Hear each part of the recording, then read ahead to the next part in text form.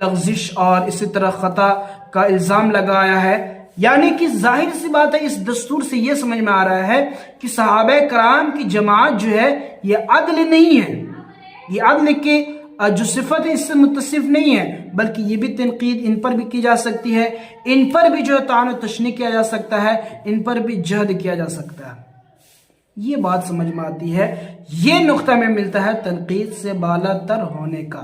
لیکن سمجھنے کی بات یہ ہے کہ اگر صحابہ کرام کی ذات جو ہے وہ تنقید سے جو ہے بالا تر نہیں ہے، یعنی کہ تنقید سے محفوظ نہیں ہے، یعنی کہ ان کی بھی تنقید اور ان پر جرح جو ہے جائز ہے، تو اب یہ سوچنے کی بات ہے کیا التزاماً اس سے جو ہے نبی کریم صلی اللہ علیہ وسلم کا عدل ہونا اور معصوم ہونا ثابت رہے گا؟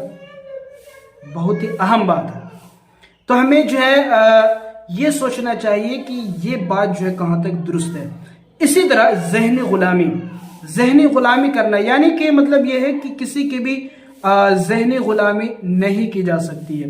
تو یہاں پہ میں یہ بات کہنا چاہتا ہوں کہ خود نبی کریم صلی اللہ علیہ وسلم نے فرمایا کہ جو میرا طریقہ ہے وہی میرے صحابہ کا طریقہ ہے، اور جو میرے طریقے پر رہے گا اور جو صحابہ کرام کے طریقے پر رہے گا وہ ذہنی غلامی کیوں مانا کر کہہ سکتا ہے، کس طرح سے کر سکتا ہے؟ جبکہ دوسرے حدیث میں یہ بھی آیا ہے کہ میرے صحابہ جو ہیں وہ ستاروں کے مانند ہے، بِأَيِّهِمْ اِقْتَدَيْتُمْ اِهْتَدَيْتُمْ، کہ جس کی تم اقتدا کرو گے اس کی ہدایت اور اس کی جو ہے اس سے جو ہدایت پا جاؤ گے. یعنی کہ جس طرح آسمان میں ایک ستارہ ہوتا ہے جس سے روشنی ملتی ہے اور اس آسمان کے ستاروں سے روشنی حاصل ہوتی ہے، اسی طرح میرے صحابہ جو ہیں وہ ستاروں کے مانند ہے، وہ تمہیں روشنی بتلائیں گے، وہ تمہیں راستہ بتلائیں گے، اور وہی راستہ فالو کر کے میری اطاعت حاصل کی جا سکتی ہے.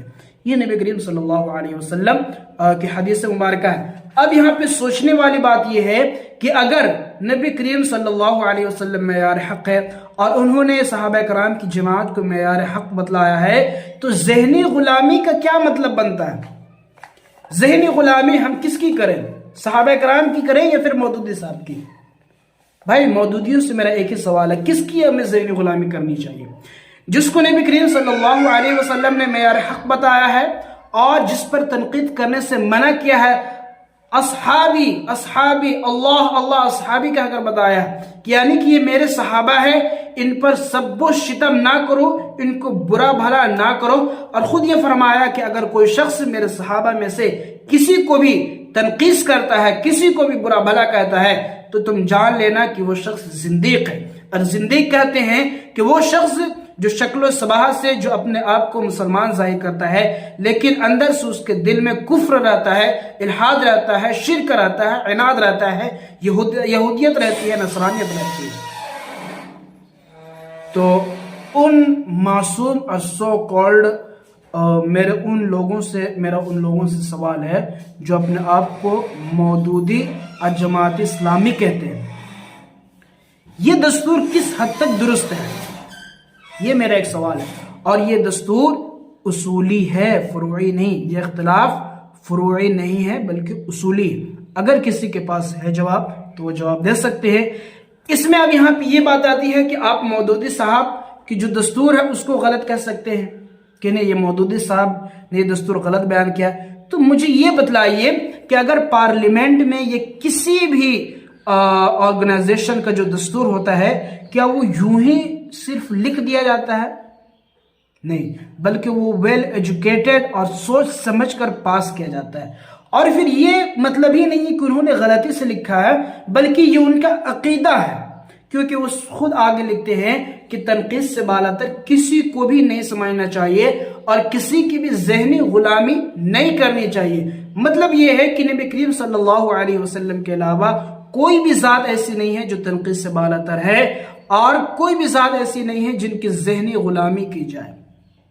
اور تو اور یہاں پہ میں نے صرف صحابہ کرام کی بات کی ہے، بلکہ نبی کریم صلی اللہ علیہ وسلم کی ذات کے علاوہ تمام انبیاء کرام علیہم السلام معیار حق ہے، اور تمام انبیاء کرام علیہم السلام معصوم ہیں، صرف نبی کریم صلی اللہ علیہ وسلم. اور اسی طرح تمام انبیاء پر ایمان لانا جن کا تفصیلی ذکر ان پر تفصیلاً ایمان لانا، اور جن کا اجمالاً ذکر آیا ہے ان پر اجمالاً ایمان لانا، یہ عقیدے میں شامل ہے۔ اگر کوئی شخص کسی ایک بھی نبی کا انکار کرتا ہے تو اس کا ایمان ختم۔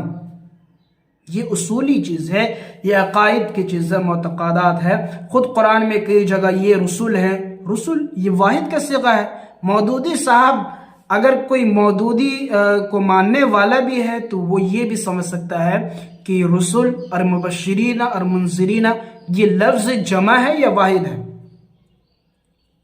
ہے اگر کسی کے پاس جواب تو اس کا جواب دے سکتے ہیں۔ لہذا مبشرین منذرین کا لفظ آ کر یہ ثابت ہوا کہ تمام انبیاء کرام علیہ السلام پر ایمان لانا اجمالاً اور تفصیلاً دونوں طرح یہ معتقدات میں سے